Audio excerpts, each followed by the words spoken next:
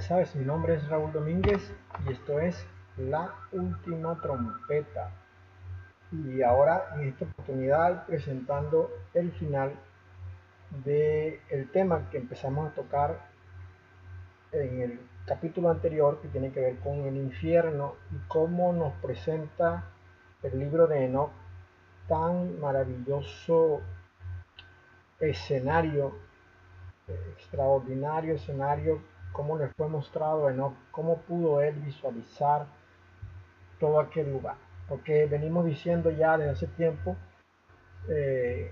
que Enoch dejó por escrito las cosas que él vio cuando fue llevado a los cielos antes de ser ascendido de manera definitiva. Enoch tuvo la oportunidad de subir a los cielos con ocasión de que él debía presentarle al Padre una petición de los ángeles que habían caído en pecado pidiendo misericordia. Y el Padre le permite subir hasta su presencia y para redactarle a Enoch la respuesta que él le va a dar a los ángeles.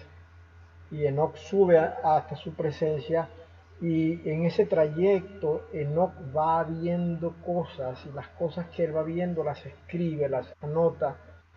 Y gracias a Dios porque las anotó y es su voluntad, es la voluntad del Padre de que Enoch haya anotado aquellas cosas para que nosotros las recibiéramos y de esta manera estar entendidos, porque Dios nunca ha querido estar en oculto, sino que ha manifestado, Dios ha dado a conocer todo lo que tiene que ver con Él a su pueblo, para que su pueblo sepa y su pueblo conozca. Entonces así que Enoch es llevado hasta aquellos lugares, y esto lo comentamos en la primera parte del infierno, que usted puede buscarla aquí mismo en YouTube, y se va a encontrar con cosas maravillosas. Entonces Enoch nos va contando y dice que él llega a un primer edificio, y ese edificio tenía paredes de granizo y estaba cubierto por un cercado de lenguas de fuego, cosa que es impresionante. Y decíamos en el capítulo anterior que esto es lo que comienza a mostrarnos a nosotros, a vislumbrar, para poder entender que el fuego no es un asunto del infierno exclusivamente, sino que todo lo que tiene que ver con Dios es fuego. Por eso nos dice la palabra que Dios es fuego consumidor. Pero hablábamos ayer que el fuego donde Dios habita no es un fuego que consume, no es como el fuego del infierno que es para tormento. Donde está Dios hay fuego, pero este fuego es para su gloria y los que están allí habitan en medio del fuego para entender lo que Dios es. Entonces Enoch dice que él pasa por este cercado de fuego y logra entrar a un segundo lugar donde se le muestra un segundo edificio, y en este segundo edificio, todavía mucho más glorioso que el anterior, él ve que hay otro edificio cuyas paredes son de fuego, el piso es de fuego, el techo es de relámpagos, y por encima del techo también hay fuego, y un gran río de fuego sale del trono que él logra ver allí, el trono de Dios, sale del trono y se dirige a otra parte. Luego Enoch sigue visitando lugares y llega entonces a lo que es el final de los cielos y la tierra, y allí él comienza a ver un lugar horrible, y allí quedamos ayer, o mejor dicho, quedamos en el capítulo anterior, mirando ese lugar horrible, un lugar de tormento. Él dice en el capítulo 21 de su libro, dice: desde allí pasé a otro lugar más terrible que el anterior y vi algo horrible. Había allí un gran fuego ardiendo y flameando, y el lugar tenía grietas hasta el abismo, llenas de columnas descendientes de fuego. Pero, dice él, no pude ver ni sus dimensiones, ni su magnitud, ni me atrevo a hacer conjeturas de la medida. Así sería de grande aquel lugar, de espacioso aquel lugar. Lo que está viendo Enoch en aquel momento es lo primero que se le muestra a él acerca del infierno, aquel lugar terrible. donde hay sufrimiento. Y entonces cuando Enoc pregunta, o mejor dicho, se admira y dice, qué espantoso y terrible es mirar este lugar. El ángel le contesta y le dice, Enoc, ¿por qué estás tan atemorizado y espantado? Y él le dice, es por este lugar terrible y por el espectáculo del sufrimiento. Entonces fíjate o fijémonos cómo el fuego se traslada desde el lugar donde Dios habita. Allí hay fuego, hay un techo de fuego, unas paredes de fuego, un piso de fuego. El fuego sale como un río desde arriba, pero allí nadie está sufriendo. Allí nadie está sufriendo por causa del fuego. Ese fuego no hace daño a nadie. De ninguna manera los que están allí están padeciendo, ni hay gritos, ni hay alaridos de sufrimiento como si los hay en el infierno. Entonces Enoc es llevado desde ese lugar al otro extremo, que es donde ya terminan los cielos, termina la tierra, y en ese lugar comienza a aparecer el infierno. Ahora, ese lugar yo entiendo que no estaba allí desde el origen, desde la creación de todas las cosas, sino que fue construido después que Satanás se rebeló contra Dios, y junto con él se rebelaron la tercera parte de los ángeles, tal cual como nos dice el capítulo 28 de Ezequiel. Y también el capítulo 14 de Isaías nos habla de la rebelión de Satanás, de cómo él quiso usurpar el trono de Dios, y cómo en el capítulo 14 de Isaías se nos dice que Satanás es enviado al infierno, y que allí en ese lugar su cama serán gusanos, y gusanos le cubrirán junto con él a todos sus ángeles. Y el capítulo 25 del Evangelio según Mateo, donde está el juicio a las naciones, se nos dice al final, si no recuerdo mal es el 25, 40 o 43, por ahí está, se nos dice que el infierno fue creado para Satanás y para sus ángeles. De tal manera que antes de la rebelión, pues seguramente no habría infierno, porque si no había ángeles rebeldes, ¿para qué haber un lugar de castigo? Pero luego que los ángeles se rebelan, Dios decide crear el infierno, y entonces Enoc va a ver allí a los ángeles. Fijémonos en lo siguiente, en el mismo tema que estamos tocando en el capítulo 21, el ángel Uriel, que está hablando con Enoc, es un ángel santo, le dice a Enoc, le dice, este sitio es la prisión de los ángeles, y aquí estarán prisioneros por siempre. Es decir, aquel lugar fue creado para encarcelar a los ángeles. Allí serán encadenados y atados, y allí será un lugar de tormento y de sufrimiento eternamente. No solamente los ángeles, en este momento que el ángel Uriel estaba hablando con Enoc, le dice que es para los ángeles. Pero podemos entender que también ese lugar va a recibir a los espíritus de los híbridos. Es decir, los híbridos es mi manera de definirlo. Creo que no estoy muy desacertado cuando les llamo híbridos, es porque hay unos espíritus que fueron creados cuando hubo vida, cuando fue generada vida por la relación entre los ángeles que descendieron de su morada santa para conectarse, como lo llaman los ángeles, a este acto sexual, conectarse con las mujeres de la tierra. Cuando los ángeles del cielo, desobedientes sí, bajaron a la tierra, se conectaron con las mujeres, fue dada vida. En ese momento que fue dada vida, pues espíritus hubo en esa vida. Esos espíritus, Dios mismo le llama espíritus malos. Nosotros entendemos que son los demonios, porque dice que cuando esos seres vivos mueran, esos espíritus quedaron atrapados en la tierra, no pudieron subir a los cielos, ni pudieron salir de la tierra, y persiguieron a los hombres. Y si un espíritu persigue al hombre, es porque es un demonio.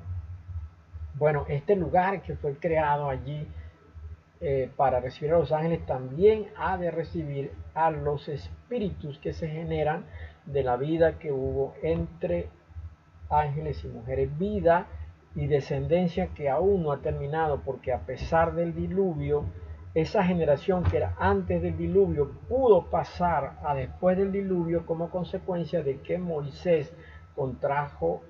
de que Noé contrajo nupcias con Naama, que era una descendiente de Caín, y Caín no es hijo de Dios. Caín no es descendencia de Adán, Caín es descendencia de Satanás con la mujer. Caín es del maligno, como lo describe Juan, y esta aseguración, este aseveramiento, es porque ciertamente Eva, supongo yo que fue ella, porque no había otra mujer en el huerto, fue fecundada con semen de Satanás, y de allí nace Caín. Entonces a partir de Caín se genera una descendencia de Satanás sobre la tierra. Luego que Caín se va a la tierra de Nod y allí tiene mujer, y entonces con ella se genera una nueva descendencia.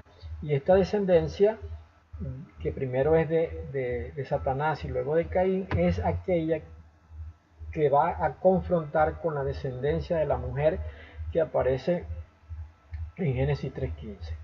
La descendencia se genera por la fe en Cristo, la descendencia de la mujer. Primero, la descendencia viene a través de Adán y Set, que es el primer hijo de Adán, luego de Set todos los demás, hasta llegar a José, esposo de María.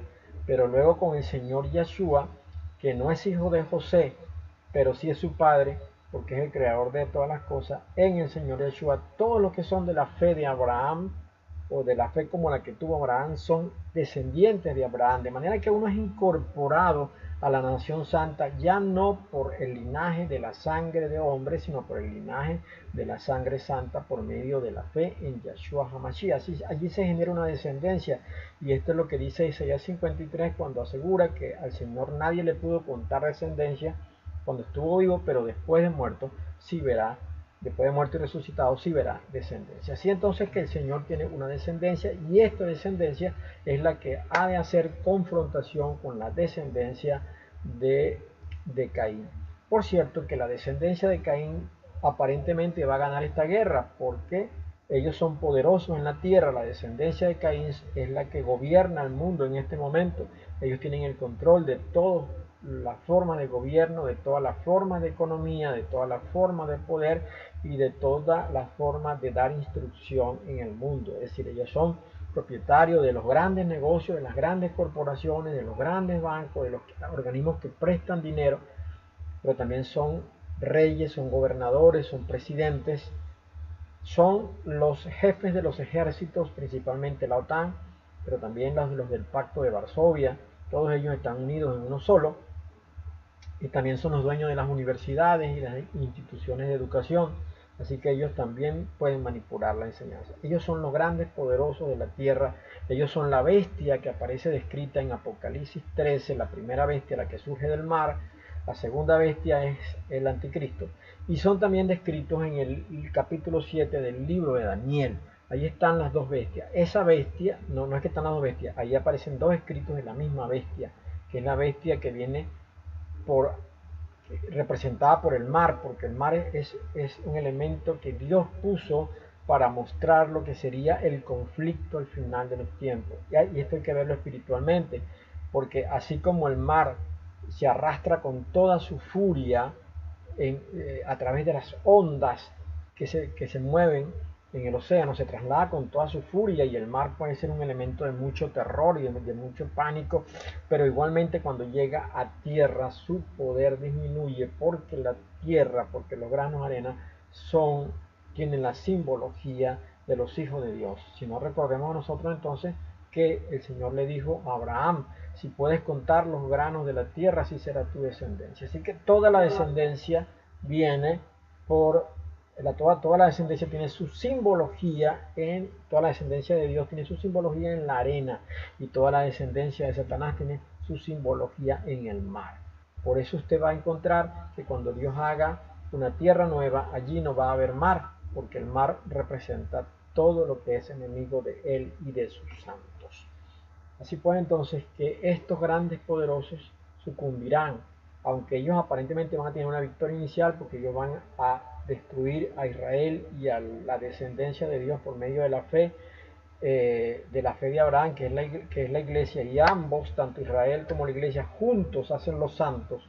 Usted va a encontrar que después, en el libro de Apocalipsis, después de los 3 primeros capítulos, o después del mensaje a las 7 iglesias, no se vuelve a hablar de iglesia más, sino que se habla de santos, porque ya está hablando de ambos, del pueblo reunido en uno solo.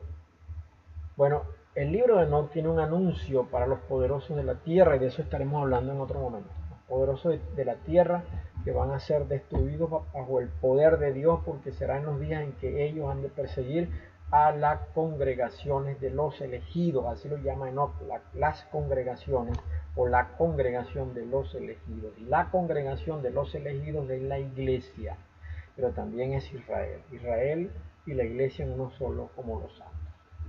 Ahora de allí vamos a pasar al capítulo 22. Y entonces nos dice Enoc lo siguiente. Desde allí fui a otra parte, a una montaña de roca dura. Había allí 4 pozos profundos, anchos y muy lisos. Y dije, ¿qué son estos huecos y qué profundos y oscuros se ven? En ese momento Rafael ya no es Uriel con el que estaba hablando antes, ni tampoco es Sariel con el que había hablado anteriormente, sino Rafael. Él le dice, estas cavidades han sido creadas con el siguiente propósito: que los espíritus de las almas de los muertos puedan reunirse y que todas las almas de los hijos de los hombres se reúnan ahí. Así pues, esos son los pozos que les servirán de cárcel. Están hechos para tal cosa, hasta el día en que sean juzgados, hasta el momento del gran juicio que se les hará el último día. Ahora, allí hay 4 cavidades, dice él que hay 4 cavidades, y nos la va a explicar un poco más adelante. Dice, pregunté observando todos los pozos, ¿por qué están separados unos de otros? Y usted va a encontrar, si usted se busca la parábola de Lázaro y el hombre rico, usted va a encontrar, eso está en el Evangelio de Lucas, usted se va a encontrar que ahí está muy marcada la diferencia entre las cavidades, porque la cavidad donde está el rico, desde la cavidad donde está el rico se puede ver la cavidad donde está Abraham y el pobre. Y el rico puede hacerse escuchar por Abraham, porque él clama a Abraham pidiéndole agua, le dice que moje su dedo en agua para que moje la punta de su lengua. Pero Abraham le dice, hay una gran cima entre ustedes y nosotros, y ninguno de aquí puede pasar para allá, ni de allá puede pasar para acá. Y una cima significa un vacío, hay un hueco, hay un gran hueco que separa el lugar, la cavidad donde están los que mueren en paz, de la cavidad de los que mueren en tormentos. Este lugar, este completo lugar es el Seol. Este total lugar de las 4 cavidades es el Hades. Solamente que en el Hades hay un lugar de paz y en el Hades hay un lugar de tormento. Este lugar de tormento es el infierno, pero no debemos confundirlo con el lago que arde con fuego y con azufre. Esa es otra cosa, y eso va a ser inaugurado al final de todo, cuando se produzca la guerra de Armagedón y definitivamente se ha vencido Satanás y sus ángeles, serán enviados ellos a ese lugar que arde con fuego y con azufre, pero también será enviada la muerte, el Hades, y todo lo que no está inscrito en el libro de la vida, y la bestia y el falso profeta. Todos van a ir a parar a este lugar que es el lago que arde con fuego y con azufre. Bueno, es interesante esto porque Enoc nos va a hablar. Él nos dice esto, mire. Esos 3, ¿por qué están separados unos de otros? Le pregunta Enoc al ángel. Y le dice, esos 3 han sido hechos para que los espíritus de los muertos puedan estar separados, Así, una división ha sido hecha para los espíritus de los justos, en la cual brota una fuente de agua viva. Y esta ha sido hecha para los pecadores, cuando mueren y son sepultados y no se ha ejecutado juicio contra ellos en vida. Aquí sus espíritus serán colocados aparte para esta gran pena, hasta el día del gran juicio, y castigados y atormentados para siempre quienes merecen tal retribución por su espíritu. Esta división ha sido separada para quienes presenten. Hay una tercera división que dice: esta división ha sido separada para quienes presenten su queja y denuncian su destrucción cuando fueron asesinados en el día de los pecadores. Hay tres divisiones. Una división es para los justos, donde brota una fuente de agua de vida. Otra división es para los pecadores y son llevados allí para ser atormentados. Y una tercera división es para aquellas almas que fueron asesinadas. Y entonces ellas tienen derecho a presentar una apelación delante del tribunal de Dios para que sea considerada su causa, porque ellos pudieron haber sido salvos si no hubiesen sido arrebatados de una manera no prevista, de una manera que se salía dentro del plan de Dios. Todos los que han sido asesinados, empezando por Abel, están en este lugar esperando que se dé el juicio para ver en qué condición queda. Ahora yo quiero, antes de terminar, ya estamos muy cerca del final de esto, mostrarte algo. Dice que la segunda división es para los pecadores. Dice, la segunda división es para los pecadores. Dice, sus espíritus serán colocados aparte para esta gran pena hasta el día del gran juicio, y serán castigados y atormentados. Pero dice que los que son llevados acá son aquellos a los que no se le ha ejecutado juicio. Y usted se pregunta, ¿cómo es eso? Bueno, fijémonos en esto, mira. Marcos 16:16 dice que todo el que crea y sea bautizado será salvo. Eso es ya eso es un juicio que Dios dio. Aquel que crea y se bautice será salvo. Ya ese juicio está dado. De tal manera que si usted ha creído en el Señor y ha creído de corazón y ha sido bautizado y usted vive una vida conforme al Señor le agrada, su juicio ya ha sido dado. Usted es justificado, ha sido declarado inocente de su culpa, porque su culpa la pagó el Señor Yahshua. Lo que a usted le tocaba como consecuencia de su pecado, la pagó el Señor Yahshua, de manera que Él le ha justificado a usted. Usted no es justo, usted es justificado. De tal manera entonces que todos los que han sido justificados por la sangre preciosa del Cordero, esos son declarados inocentes. Ahora, el final que aparece en Apocalipsis 20. Ahora, quiero decir algo antes de entrar allá al final, antes de despedir, que todavía para los justos, los que han ido a un lugar de reposo, todavía quedaría pendiente un juicio. Este aparece en Mateo 25, que es cuando el Señor reúne a las naciones y le dice a un grupo que lo llama bendito de mi Padre, lo pone a su derecha. Eso es para ya terminar de concretar el juicio que había sido dado anticipadamente cuando se le declaró inocente. Pero luego a los de la izquierda le dice malditos. ¿Y por qué pasa esto? Bueno, porque dentro de la iglesia, dentro de la congregación del Señor, hay gente perversa que tiene apariencia de santidad. Ellos se han mostrado al mundo como gente santa, pero ellos han hablado vanidades y han engañado al pueblo de Dios, y a lo mejor quizás hayan hecho que alguno de alguna manera sufra castigo por causa de haber creído a unos impostores y no haber buscado la verdad en la palabra de Dios, por no haber buscado la palabra. Ahí están, en ese grupo que son los malditos, van a estar todos los que trajeron doctrina de demonios, doctrina de engañadores, doctrina de perdición. Estos tenían apariencia de verdad, pero ellos son descendientes de Caín, no son descendientes de Dios por medio de Adán y de Set y por medio de la fe. Estos aparecen en la parábola de la red que es echada en el mar, cuando luego que es traída a tierra se apartan los peces malos de lo bueno, de los buenos, y también ellos aparecen en la parábola del trigo y la cizaña. El trigo es el pueblo descendiente de Dios por medio de Set, y la cizaña es la descendencia de Satanás por medio de Caín. Ellos van a ir entonces también al lago que arde, perdón, ellos al infierno, primeramente al infierno, pero luego al final de todas las cosas ellos serán enviados al lago que arde con fuego y con azufre. Pero todo aquel que viene de la descendencia de Dios, que ha recibido al Señor y que ha sido limpiado por su sangre, tiene promesa de vida eterna. Mi nombre es Raúl Domínguez. Dios te bendiga.